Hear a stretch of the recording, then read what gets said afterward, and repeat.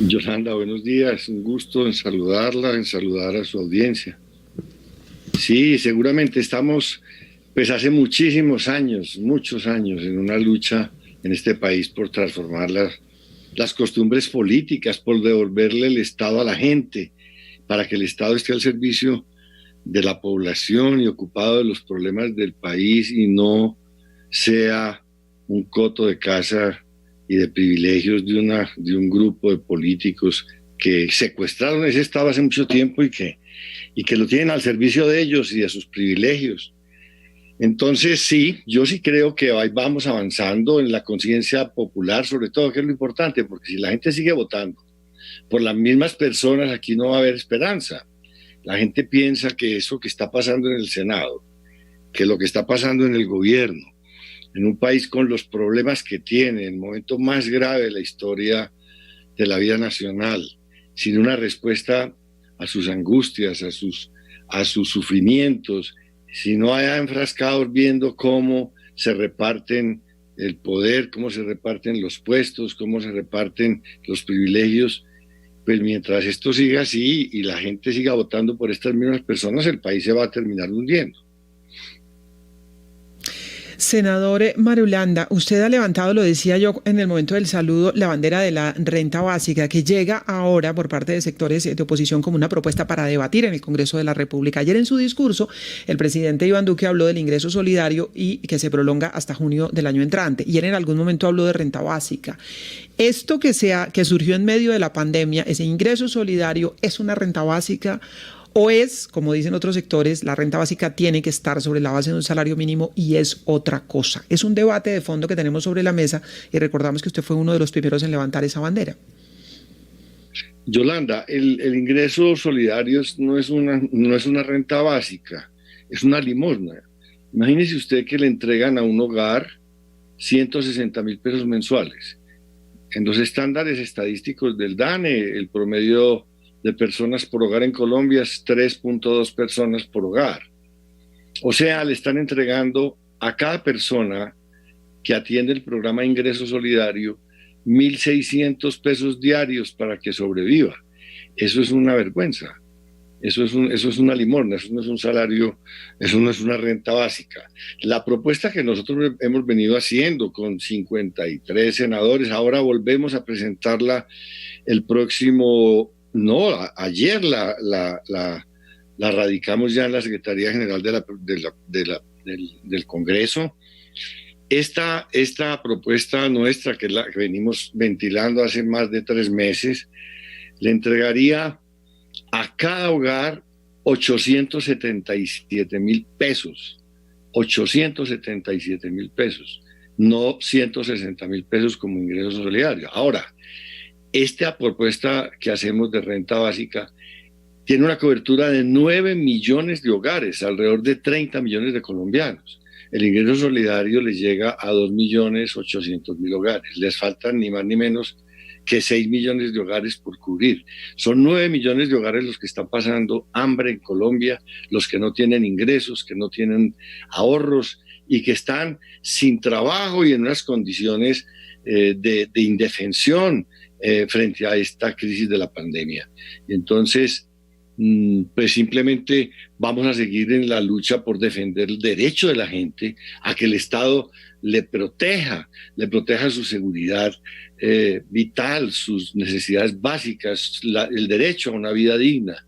No es posible que a la gente la estemos encerrando y la esté encerrando el riesgo del contagio y no le estemos llevando a su hogar una posibilidad de sobrevivir dignamente.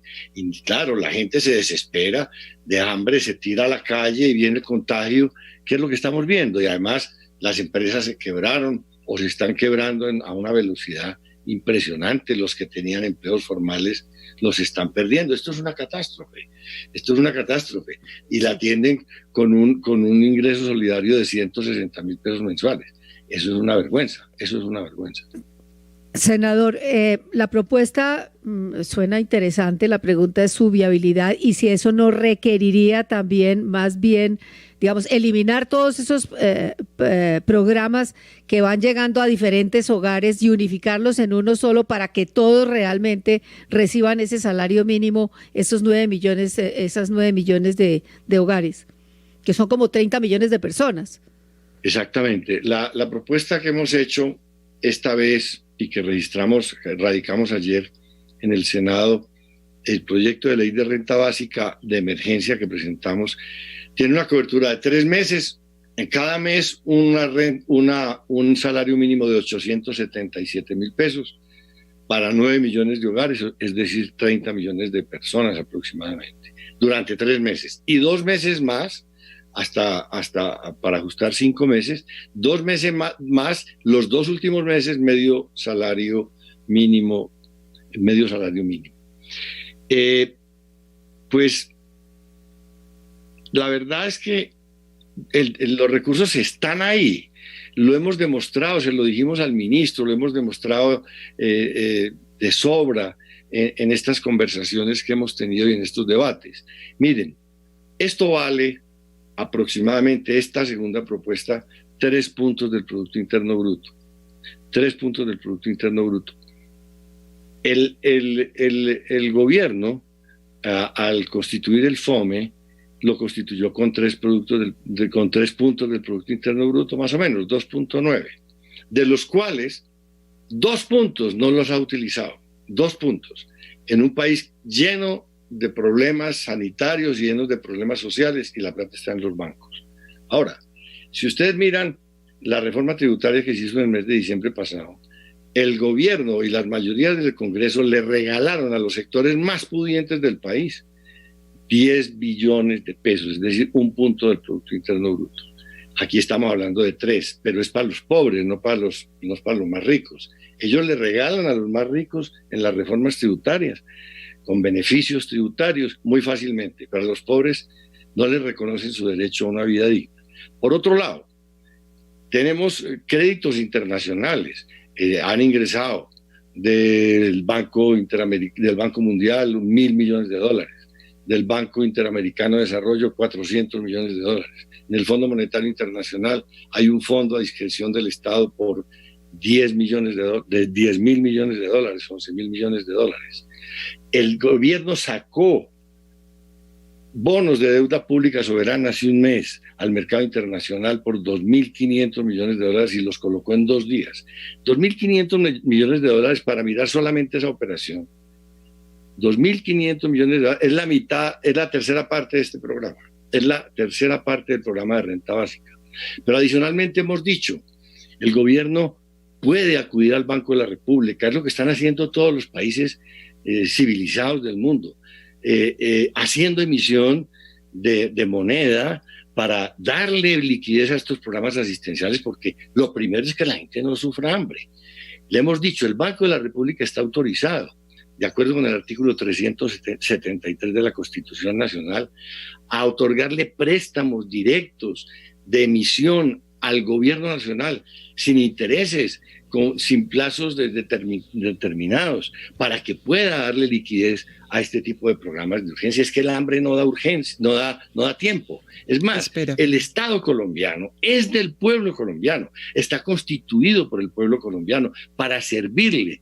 Los dineros que maneja el Estado son del pueblo colombiano. El presidente de la República, sus ministros, los senadores, los representantes, somos empleados del pueblo colombiano. Ellos nos nombraron, ellos nos pagan con sus impuestos. Ahora lo que están diciendo es, entréguenos a la primera necesidad que tiene este país, y es que no tenemos con qué comer.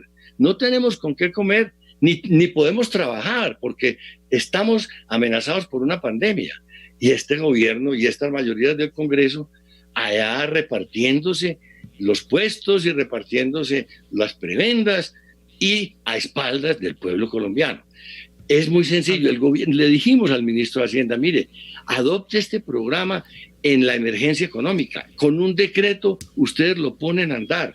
Usted sabe que hay ahí, por ejemplo, solamente en recursos que están presupuestados en el presupuesto nacional, gastos que están contemplados en el presupuesto nacional, pero que no se han ejecutado por alguna razón, que están ahí quietos.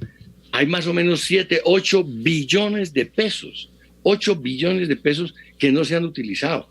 Le hemos dicho, pase esos gastos para el futuro, para otro año, y utilice esos recursos que están ahí. Pero no, esto es hablarle a una pared. Hay muchas maneras de atender esta situación. Es falta simplemente de voluntad política. Le han dicho al país, sálvese quien pueda. Y eso es infame. Eso es una miseria. Senador, nosotros tenemos que responder por nuestra sociedad y por nuestra gente y por nuestro pueblo. Queremos hacer un par de precisiones sobre la propuesta, por supuesto, muy puntuales. Estamos hablando con el senador Iván Marulanda a propósito de renta básica. El profesor Jorge Restrepo. ¿A quién le pagaría usted, senador, esos recursos? Es decir, ¿a las familias que tengan algún nivel de ingreso o se le pagaría a ese 9 millones de familias que usted menciona sin tener en cuenta el nivel de ingreso que ellas puedan tener? Sí, Jorge, ¿de dónde sale esta estadística de las 9 millones de hogares? Antes de la pandemia, el país tenía más o menos cerca del 60% de la población trabajadora. Tenía trabajos informales, vivían del rebusque, del día a día, trabajos sin derechos, es decir, sin prestaciones, sin contrato, sin estabilidad laboral. Y por supuesto ingresos muy inferiores a los ingresos de los trabajadores formales. Esa población se confinó sin ingresos y sin ahorros. Estamos hablando de 6 del 60%. Hay ciudades donde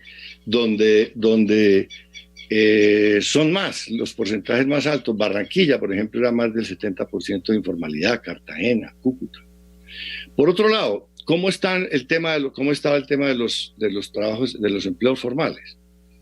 El 98,5% de las empresas en Colombia, antes de la pandemia, 98,5% de las empresas eran micronegocios, microempresas, pequeñas y medianas empresas. Ahí estaba más del 80% del empleo formal en Colombia. Esa estructura es muy débil, no resistía mucha de ella una semana de confinamiento, sin trabajar, sin producir, sin tener ingresos, manteniendo una nómina, manteniendo unos gastos de arrendamiento, manteniendo unos gastos de servicios públicos, de unos inventarios inmovilizados. Se quebraron, se empezaron a quebrar, unas no aguantaron una semana, otras no aguantaron 2 semanas, otras no aguantaron un mes, otras no aguantaron 2 meses, otras no aguantaron 3 meses. Y esa población que era formal perdió el empleo, perdió los ingresos, se gastó los pocos ahorros que tenía, las cesantías, etcétera, y entonces quedó también en un estado de vulnerabilidad y de pobreza. Ahí están los 9 millones de hogares. 9 millones de hogares.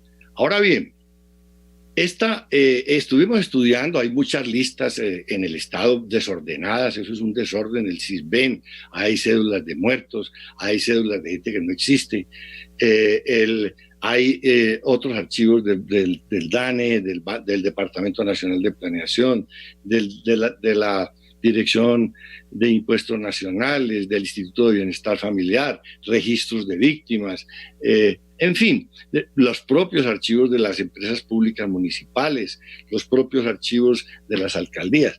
Pero eso es muy difícil en ese desorden poder uno atender una emergencia de gente que está sufriendo hambre ya y que necesita una atención.